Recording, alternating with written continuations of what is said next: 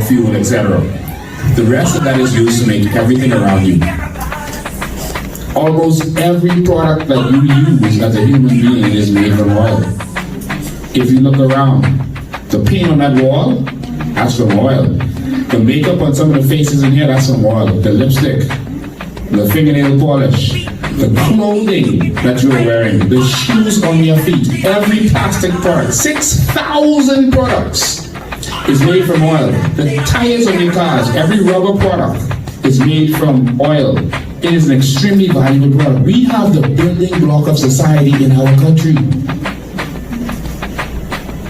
And they are already deciding to give it to someone else, to others. Look at the neighbor and say, it's time to evolve. The problem is we don't know the value of what's happening. When Bahamians started talking about aragonite, the three birds in the book,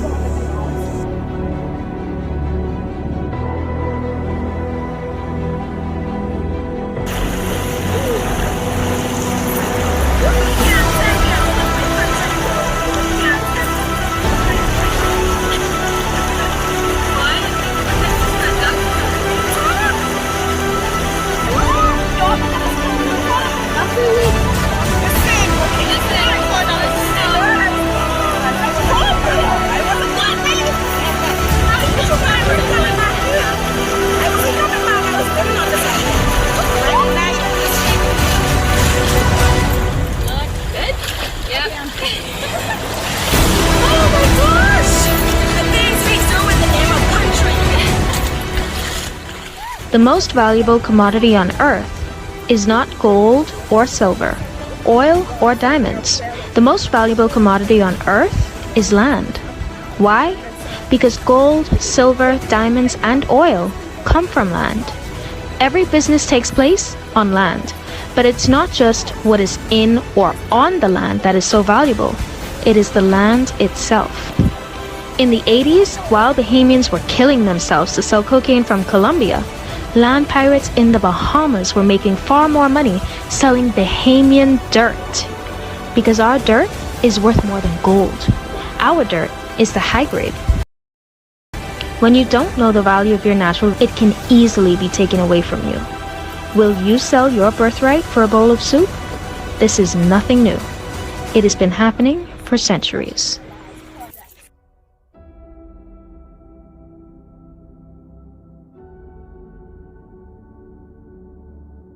To the Indians, gold and silver was useless. So it's no surprise that foreigners came in and made them slaves to mine their own resources, then export it. Though he met the Arawaks upon his arrival, Christopher Columbus was credited with the discovery of the Bahamas. He was also credited for discovering America, though he had never set foot on American soil. He wrote about the native Arawaks in his captain's log as well as in a letter. He wrote, "The Indians are so naive and so free with their possessions that no one who has not witnessed them would believe it. When you ask for something they have, they never say no. On the contrary, they offer to share with anyone. They are built well. with good bodies and handsome features. They do not bear arms and do not know them. For I showed them a sword. They took it by the edge and cut themselves out of ignorance. They have no iron. Their spears are made of cane. After speaking so well of the innocent, naive native Bahamians, he continued, "They would make fine servants. With 50 men, we could subjugate them all and make them do whatever we want." This was the advent of minority rule, which continues to this day. In part 1 of this series, you learned about sand pirates who have been raping our land of one of the most valuable commodities on earth since the 1960s. In this episode, you will learn about the land pirates who have been stealing our land. The UBP passed laws to empower themselves to steal land legally, but the reason they were stealing the land is the real secret. You thought they were stealing the land to develop subdivisions. The real reason behind the land theft will blow your mind. The Bahamian Evolution team has been investigating these pirates for months. Our team was able to get into a calcine meeting with Allison Myers, the daughter of Anthony Myers and sister of Jason Myers, who we told you about last week. At this meeting, Allison was caught red-handed selling our aragonite that was stolen legally from our oceans. Why do we say stealing legally? Because they used their politician business partners to make deals and pass laws to benefit them.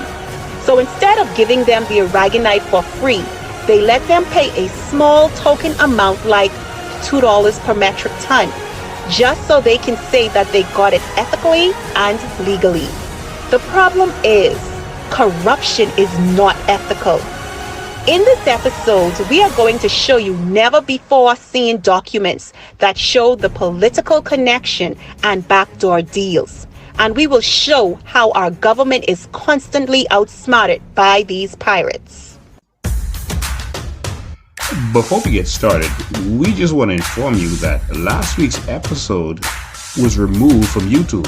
Why was it removed from YouTube? Because Anthony Myers contacted YouTube and told them that we were exposing his private business. Now, this is a man who is known to have contracts with the Bahamian government, but he wants his actions to be private. He wants everything to be private. What do these people have to hide? Well, today, since they don't like what we exposed last time, we're going to expose even more today. We're about to show you how these people operate. And this is how politicians hide what they're doing. You see, you can go to the public registry at any time and get information on companies in the Bahamas. So what do? They form companies outside of the Bahamas, outside of your reach, and outside of your prying eyes. And so this is what they do. We're about to show you. So our investigative team flew all the way to the United Kingdom to get the files, to show you exactly how it's done. So this is what they do. So for example here, this is a company, it's called BHM International Group UK Limited. And this is a company that's registered in the United Kingdom. And as we scroll, we're going to find some interesting stuff about this company. We're going to see who the persons of this company. And you're going to see that these persons are connected. And here is the connection that you can't see in the Bahamas. Now you're going to see it. Company director number 1, Mr. Anthony David Myers. That's a name that we all know that we've been hearing. He's a British resident and he is the president of this company. But look at company director 2. There you connect the dots. Mr. Andrew Brent Simonet. Yep, Mr. Andrew Brent Simonet. But of course, this is a different Brent Simonet than the one you know as the former Deputy Prime Minister of the Bahamas. This is his son. And so this is the younger Brent Simonet. But of course, this is what politicians do. They put things in their children's name, in family members' name. This is how they operate so that they can stay under covers.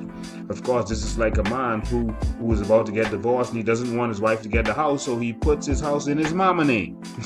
And so this is what politicians do.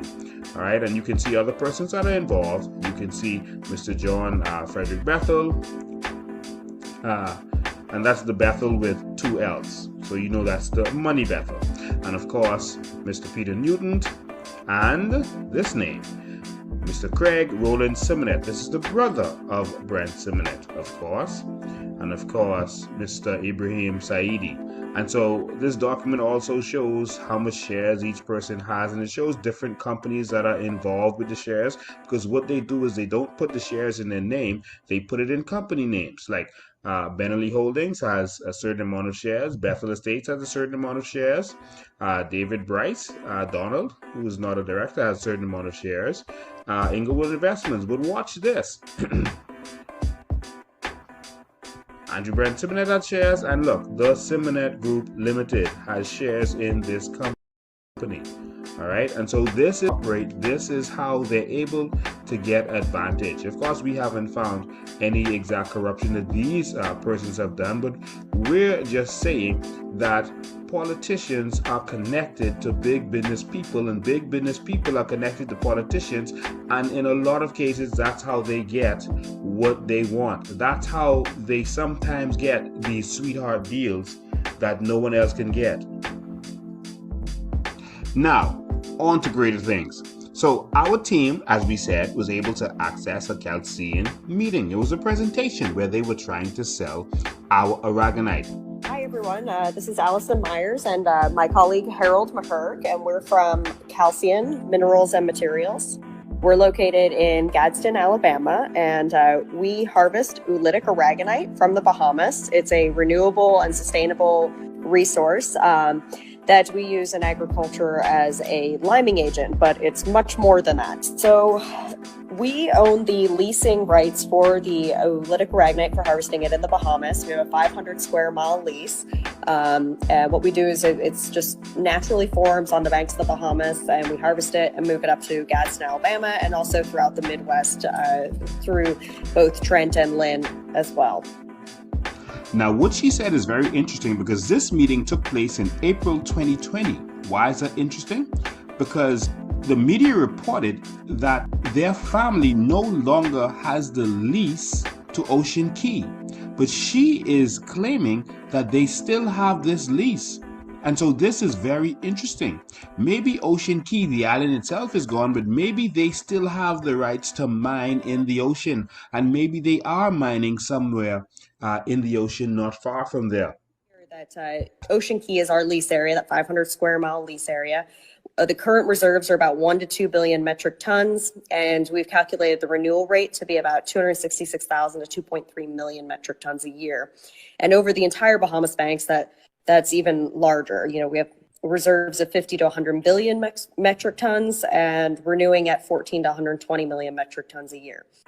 So I don't know if you know what you just heard, but she just admitted that they have a reserve of up to 2 billion tons of aragonite. Up to 2 billion tons of aragonite. Do you know what that means? Let's do some calculations. 2 billion tons of aragonite times 7,000 is $14 trillion. 2 billion tons of aragonite times 7,000, which is the street value, is up to $14 trillion that they are sitting on. Wow. Allison further stated that by their estimates, the Bahama banks alone has 100 billion tons of aragonite. Up to 100 billion tons of aragonite. Do you know what that means? Let's do some more math. 100 billion tons times 7,000 is $700 trillion. I'm going to repeat that for you. 100 billion tons times up to $7,000, the street value, is $700 trillion. That means that Every single man, woman, and child in the Bahamas is extremely wealthy. But how wealthy? We normally we normally say that every Bahamian is a millionaire because we're trying to be conservative and we don't really want you to see the numbers we see because it's so unbelievable. But based on the numbers given by Allison herself, every single Bahamian is a billionaire because 700 trillion divided by 350,000 Bahamians is $2 billion for every single Bahamian. Yes, that is correct. According to these numbers, every single Bahamian can be a billionaire just off of one of our natural resources. Even if you divide it by 2 because the number is too high, that's still $1 billion. Even if you divide that number by 2, that's $500 million. Every single Bahamian is guaranteed to be a millionaire off of one of our natural resources. So let me show you how wealthy the Bahamas really is. The entire GDP of the United States of America is just over $22 trillion. That's the United States of America. The entire Saudi oil reserves is 258 billion barrels of oil, which translates into about $10 trillion in oil reserves. The Bahamas is truly the wealthiest country in the world, if we can get it together. So the question is, what went wrong? In order to find out what went wrong, why Bahamians aren't benefiting from their natural resources, why the country isn't extremely wealthy from their natural resources, we had to take another road trip. So our investigative team had to take a road trip, but the problem is that airplanes don't go where we have to go for this one. For this one, we're going to need a time machine. And so Allison touched on it in her presentation. She gave you a little clue. Listen. Back in the 70s, the Amish and Mennonite farmers heavily used aragonite, and they were very, very keen on it. It was their preferred choice. However, in the 70s, we were not the lease owners. It was a prior company that had this lease. And they sold into, the glass markets and also into coal scrubbing. But it was after the Progressive Liberal Party came to power in 1967. The then premier, the first black premier of the Bahamas, the Prime Minister, the late Lyndon Oscar Pinley, quoted that aragonite would be the savior of the Bahamian economy. This was pre-independence. This was shortly after we won majority rule. I spoke to a member of the team that traveled to Ocean Key during this time, and he informed me that they used the term for aragonite Bahamian gold.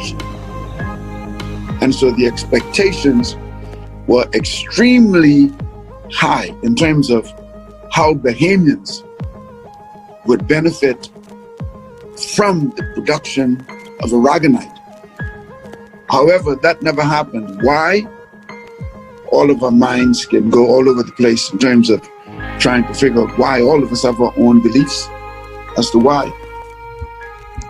And so we decided to put on our Sherlock Holmes hat and go digging for the truth. And what we found really disturbed us. What we found was Columbus all over again. We found that it was us. It was our people that gave away the aragonite to the foreigners. And we found documentation to prove this. We found that, yes, we touted that aragonite would be the savior of the Bahamas, and then it disappeared. We passed law in order to make this happen, and then it disappeared. So we went and dug up the act that they passed so that we could see what really happened. And we saw that they passed a law to empower a particular company. Well, we found all of the documents involved, including the leases and agreements that was signed by those companies, the original documents with the original signatures. And what we found is going to shock you. It's going to show you how sophisticated investors come in, make deals with our governments, and then outsmart us. And so we went deep into the archives to pull out this document. Actually, it's just an act that was passed. And so in 1969, the Penland administration passed a law that was assented in 1971. And so the purpose of this law was to encourage the aragonite industry. But what was discouraging about it was that it was for one company. They went to Parliament, our Parliament, and passed an act to empower one company. And that company is called Ocean Industries Incorporated. And look, you can see the name of that company right there on the document. It says Ocean Industries Incorporated, Aragonite Mining Encouragement. What about our encouragement?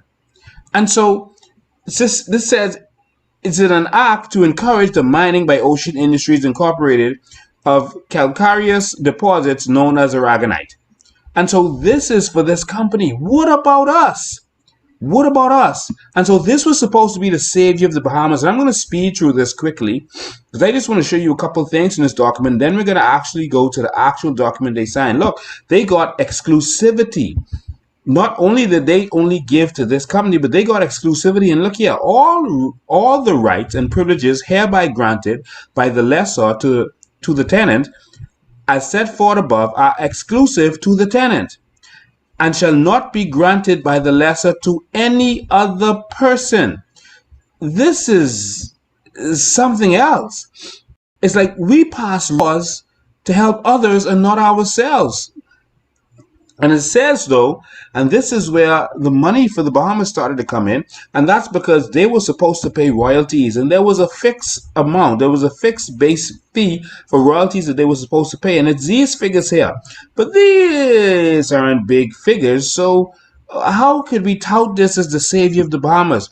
It was because there was supposed to be other royalties paid, which was a percentage of what was made. It was supposed to be a percentage of the profits that were made. So there was supposed to be royalties that were payable, and they were supposed to give an account of all the profits made, and they were supposed to keep accurate records of all the profit made and of their mining, and this was supposed to be the savior of the Bahamas, y'all. But something happened. It didn't really work. And so we needed to dig deeper to see what went wrong. And so that's when we had to go to a secret lost document that no one has ever seen on TV before. And you're going to be seeing it here for the first time. This is a secret lost document, the actual document that they signed. Our investigative team is amazing. This is a document that you can't even go to the registry and find. This is an amazing document that shows what happened. Okay. And so basically, this is the agreement between our government and Ocean Industries, Inc. And so our government gave them an indenture of lease. And so this is the actual original document. This is a powerful document. And basically it outlines some of the same things that was in the act, with the exclusivity and everything else. And there you can see it has the fee payment and the schedule, etc., etc.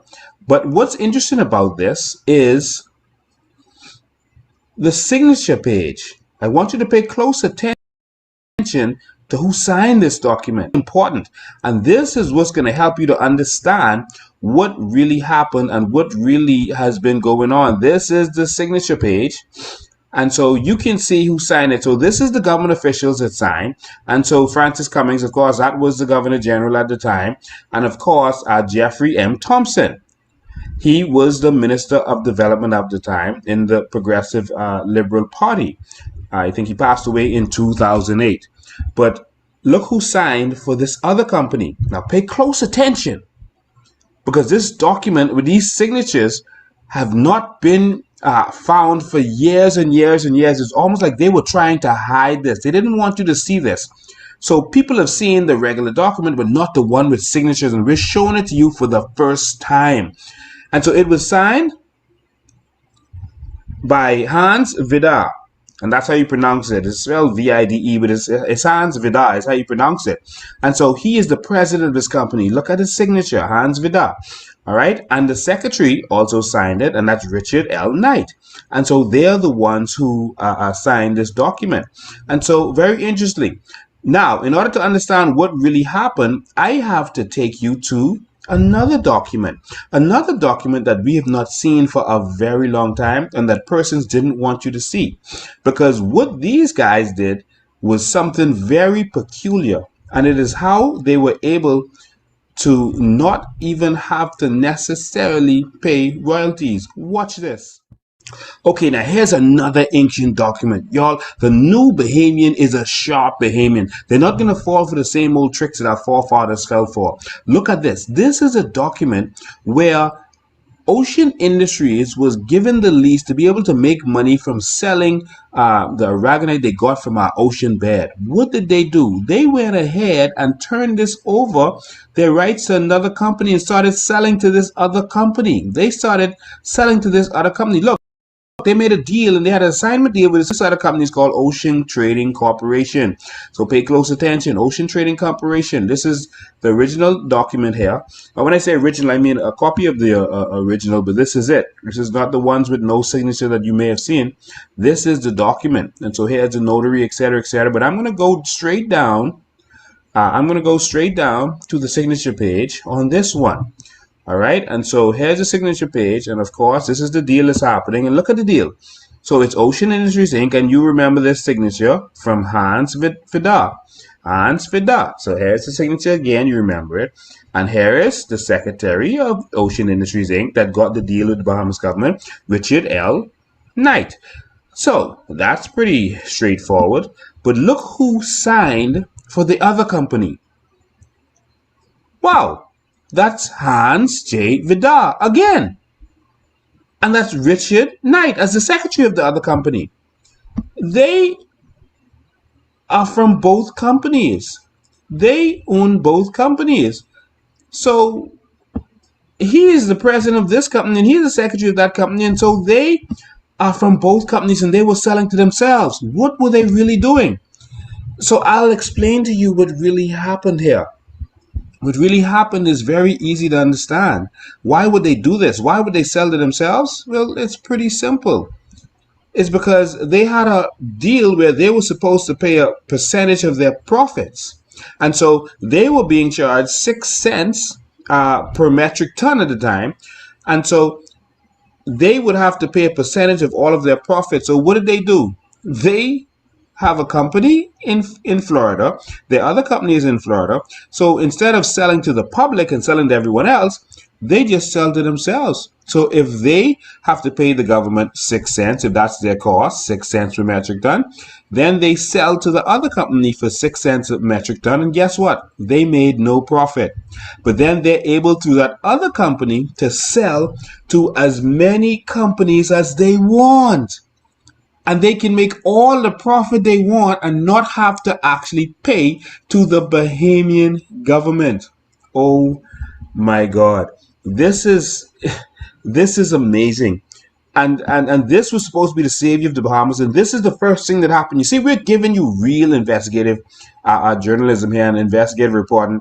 We're giving you a real documentary here because we have to be, as a Bahamian people, we have to be aware of what's been going on. Something has happened why we can't benefit from our natural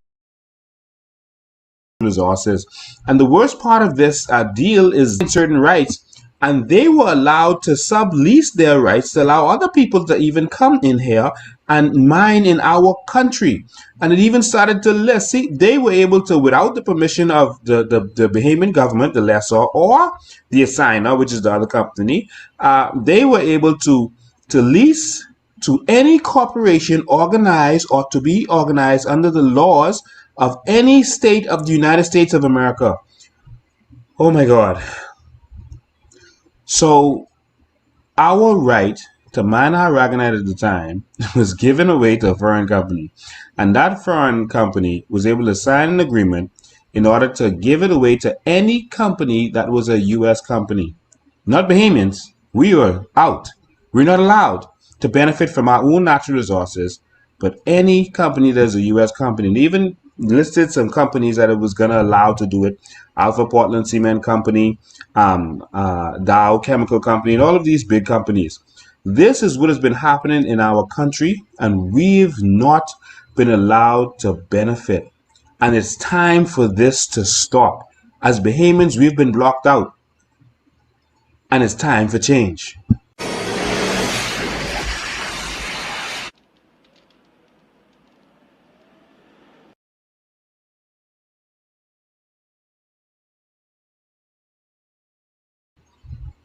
And so here we are, back to the future. But it's still, we couldn't still understand for the life of us why the government was charging, 6 cents at a time and now $2 a metric ton at a time. It doesn't make sense because of how valuable aragonite is. Maybe they don't understand the real value of aragonite. What was going on here? So we had to dig up some more documents.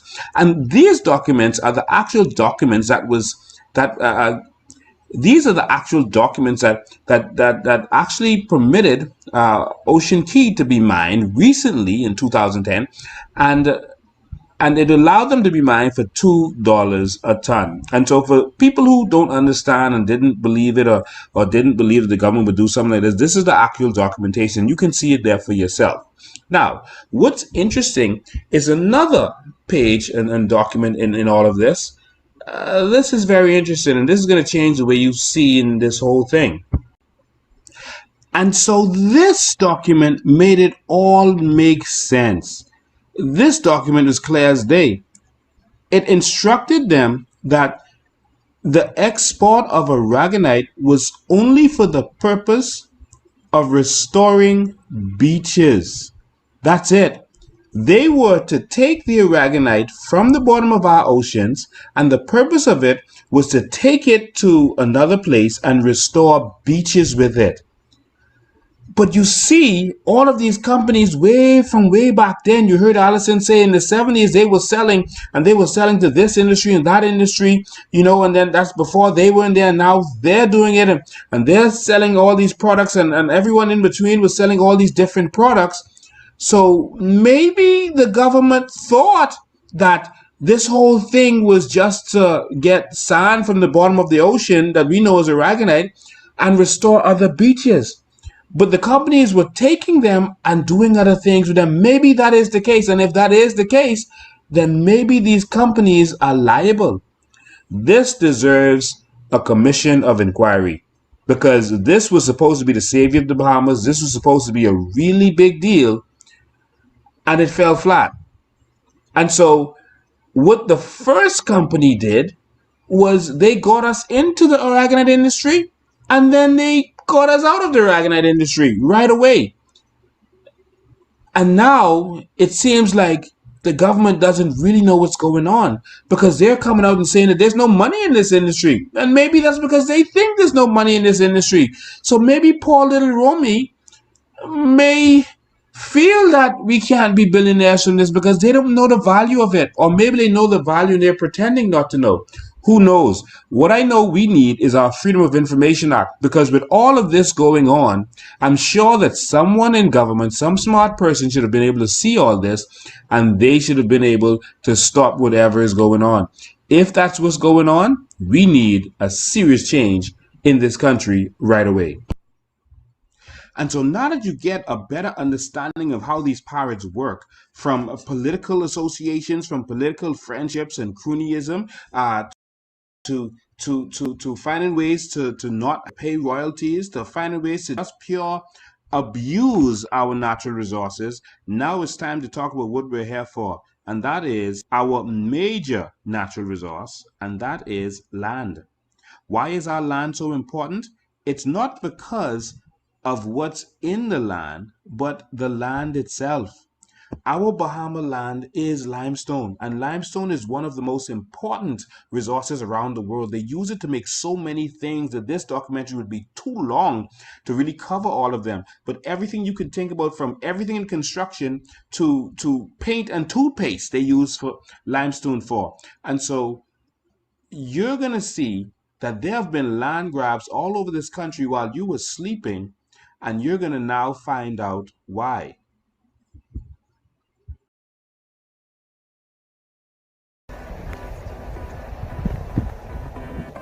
We are standing in front of the South Beach Canals in Nassau, Bahamas. These canals are connected to the Pinewood Canals and the Seabreeze Canals. This area expands from East Street straight to Beaches Avenue in Seabreeze, and it was owned and developed by Mr. Baker from the 1970s to the 1980s. During the last Ingram administration, the government secretly purchased the canals from Mr. Baker. These canals that you see today were once land that was dug for this precious Bahamian resource, limestone. Where we are standing right now serves as the connector between three canals. We have the Pinewood Canals, which would be those two openings right there. That would be the South Beach Canal. And in the back, we have the Seabreeze Canal. So we are standing at what would serve as the junction between those three canals.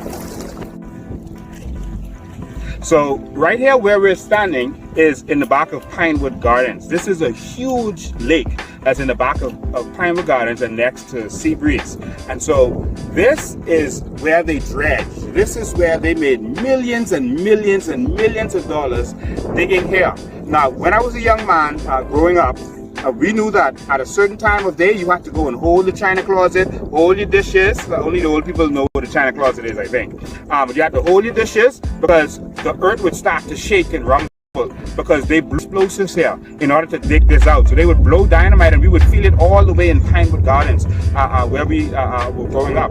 And so they dug this out. This used to be land. They exploded this and dug it out and did that to reap the limestone and the quarry and everything else that's in there. And they made millions. They made a lot of money while we didn't even know about it. This doesn't even show up on the Google map drawing. This doesn't show up. Why is everything so secretive in the Bahamas? These millions were being made while you slept. While you were trying to get a bank loan to build a Pinewood home, this was being done in secret. While you were just trying to get out of your apartment in Camp Road and own your own home, this is where the real money was. You were just trying to get something of your own, while they were making billions in secret.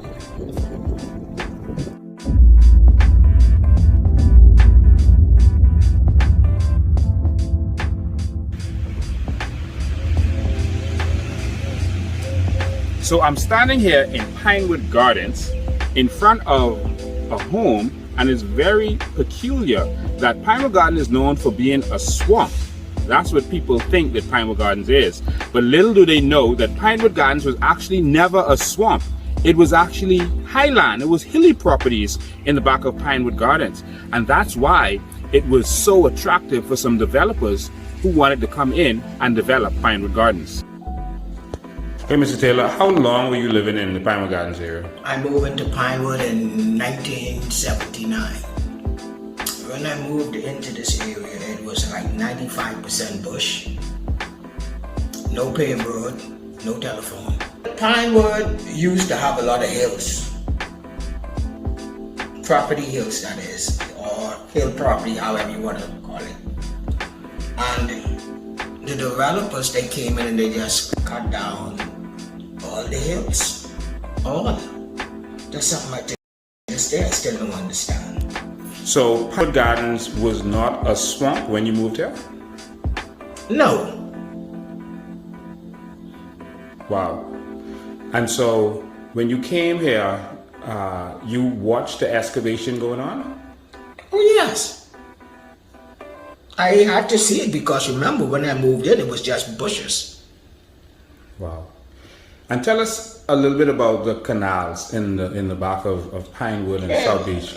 Back then, you know, the canal, matter of fact, I used to take my dog in the back there, walking. Who developed that? George Baker.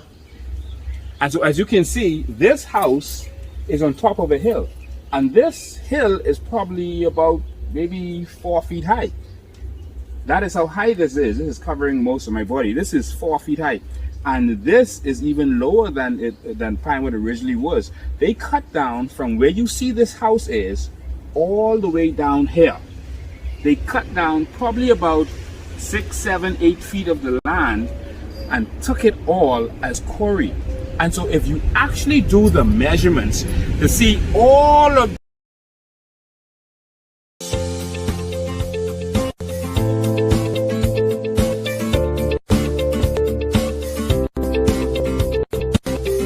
BahamianEvolution.com.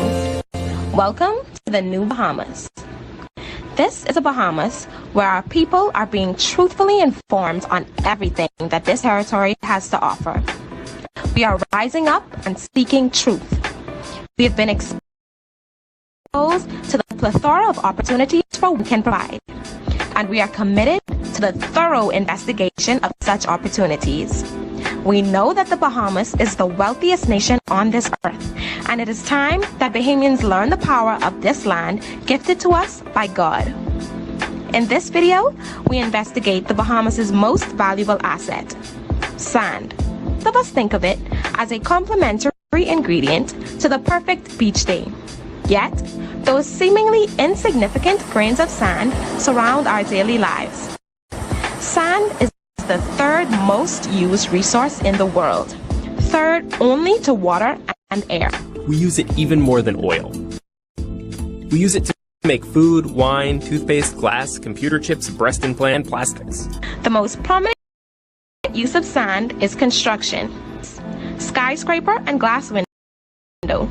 Every bridge and sidewalk in our modern society depends on sand. Cement is the lime and clay-based glue that sticks everything together. And concrete is the final result that you walk on, drive on, and live inside. Concrete is made of 10% cement, 15% water, and 75% sand. The concrete required to build a house takes on average about 200 tons of sand. A hospital uses about 3,000 tons, and a mile of highway requires 15,000 tons. So you can imagine the huge role that sand plays in our quality of life. Collectively, we consume around 50 billion tons of sand annually.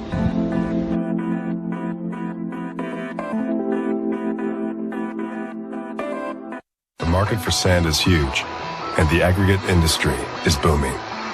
The Sandmen have not been affected by the economic downturn, and they are predicting steady growth of the demand. Business is doing very good.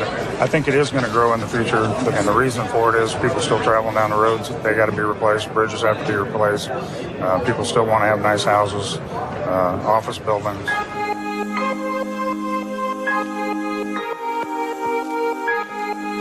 The demand for sand is great. So great that the world's supply of sand is quickly diminishing. All easily exploited, low-cost sources of this priceless commodity have already been depleted. And so, all remaining sand will be dredged from one source. Sand is not something that's easily found like you might think it is. It used to be that you'd have a sand and gravel deposit, and you'd simply go and dig it up out of the ground, so you'd have sand to make your roads, bridges, and buildings out of. But that type of material has all been taken away. It's gone. We've used it already.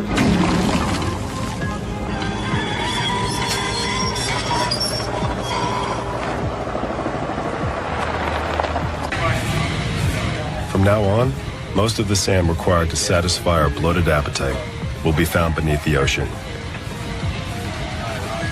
And the workhorse of the industry is a dredger, a giant tanker equipped with a suction arm that can pump huge quantities of sand to the surface.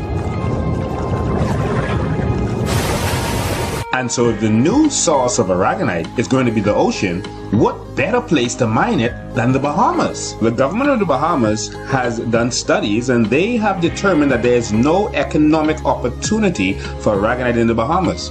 One of the reasons being that despite the fact that we have large amounts of aragonite in the Bahamas, that it is not renewable. But how could this be true? There's no place in the world that has more sand in their oceans than the Bahamas.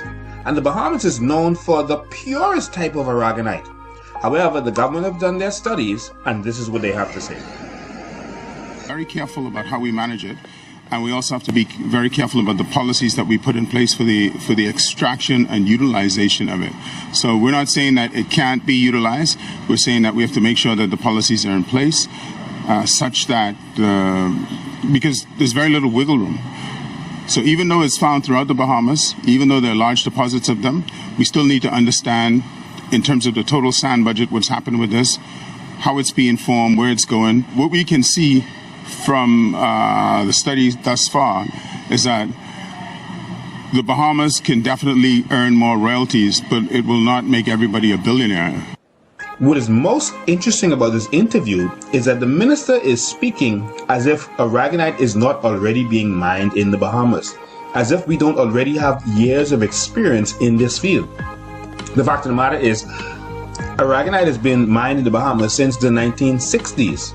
Yes, since the 1960s. And so the mining of aragonite is not a new phenomenon in the Bahamas.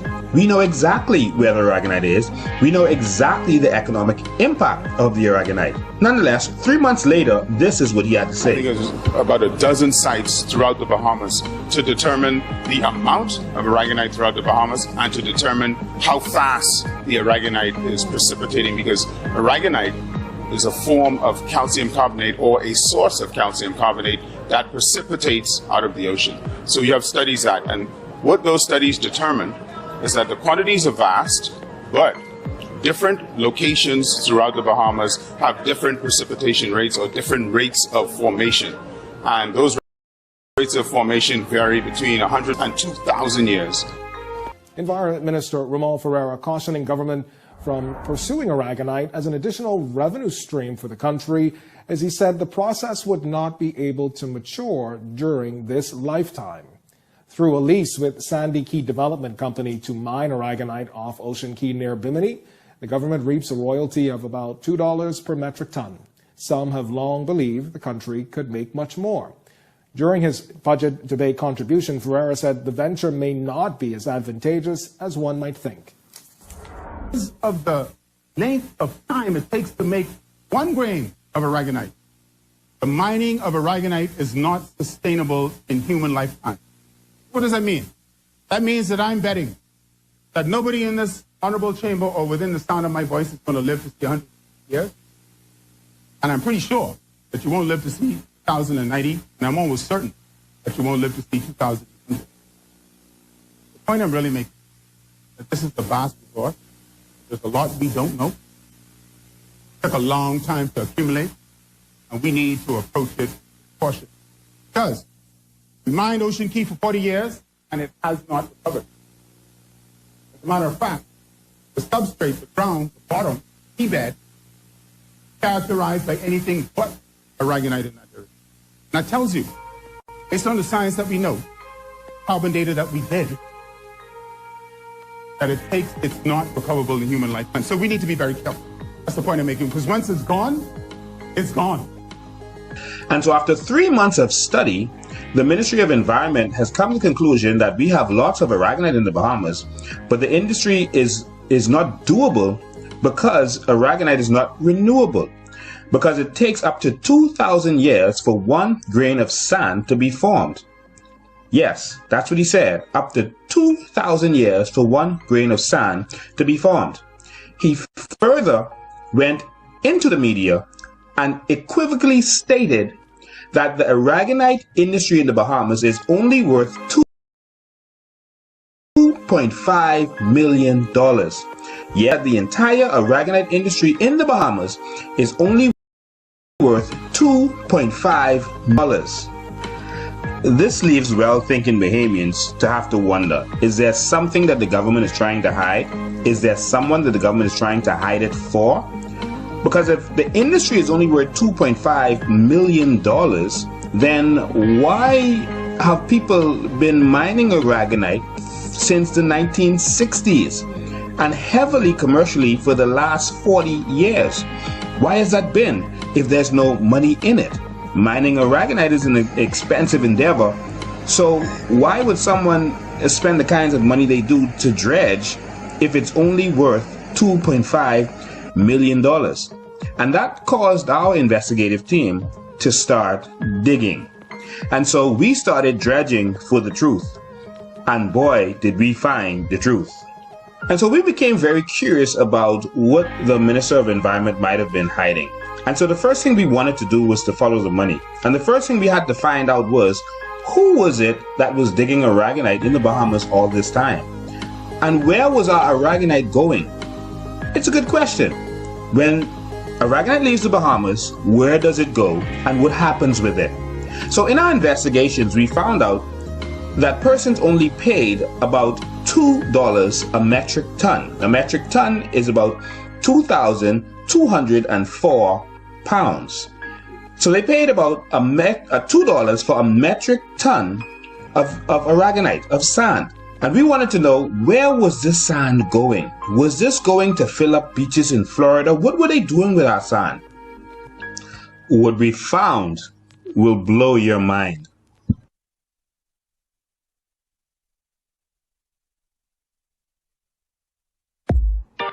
So our investigators took a little trip to the internet, and we found a curious little website, an interesting little company that actually sells aragonite. But they sell an aragonite of special kind. It's not just any aragonite. This is what they call the high grade aragonite. This is the good stuff. And not only are they selling it across America and the world, but they're also selling it right on the internet. It was so easy to find what's happening with our aragonite. I wonder why the government couldn't find it. And so after combing through all of those government files and finding all of these companies, many companies in this aragonite business, some of them seem to be shell companies, but there are so many companies in this business, we came across this little website, this beautiful little website. Look at the beautiful beach on it. Doesn't that look familiar? Well, of course it should. That's a beach in the Bahamas. This website is called Calcium Renewable Biogenic. This is their home page, and they're moving towards a renewable world. And they are talking about what they sell, and that is lytic aragonite sand. And the first thing they say about aragonite is that it is renewable, it is sustainable, and it is biogenic. Wow! The Minister of Environment must not know about this. They must not have gone to this part of Google to see what is being promoted about our aragonite. Look, it says Calcium is changing the way we look at natural resources and their incorporation into familiar products and industries. Calcium utilizes renewable biogenic calcium carbonate derived from oolitic organic sand originating in the Bahamas. Wow! And so this is where our aragonite has been going. And so they are saying that it is renewable. Not only is it from the Bahamas, it is renewable. And so this is our aragonite. It's called oolitic aragonite. And it says, oolitic aragonite is a renewable and sustainable source resource. Wow. It naturally forms on the banks of the Bahamas during natural precipitation events called whitings. During these events, blooms of cyanobacteria sequester carbon from the atmosphere, and a mineralization process occurs, forming oolitic aragonite.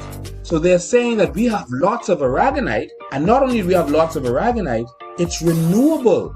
Oolitic aragonite is a versatile renewable source that provides a number of benefits over standard mined ground carbonate. Calcium offers a number of oolitic aragonite-based products ranging from aquarium substrates to play sand. So this is what they're doing with our aragonite. They're using it for many different things. So our Bahamas aragonite is used for aquariums, reptiles, poultry, play sand, agriculture, and plastics. So there's many uses that this company alone uses for our aragonite. This company is making major money from our aragonite. While our government is researching to see what we can do with the aragonite, a quick Google search would have shown them that our aragonite is already being used around the world. Right now, it's being used for raw materials. This is amazing. It says Calcium, creator of Sandy Cal, aragonite sand, and Ocean Cal, these are two of the products, powder, is reinventing the way we think about natural resources. Don't we need to rethink the way we think about natural resources?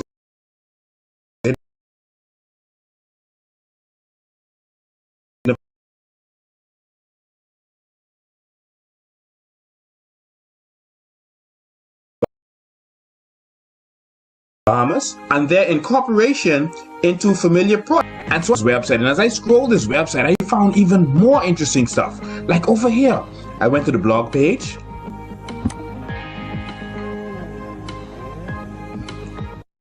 And look, they have information about our aragonite. It says oolitic aragonite is a unique type of biogenic calcium carbonate. It naturally forms on the banks of the Bahamas on a sustainable and renewable basis. They keep emphasizing the fact that this is sustainable and renewable despite what the Minister of Environment has been saying. It's like he's trying to hide something.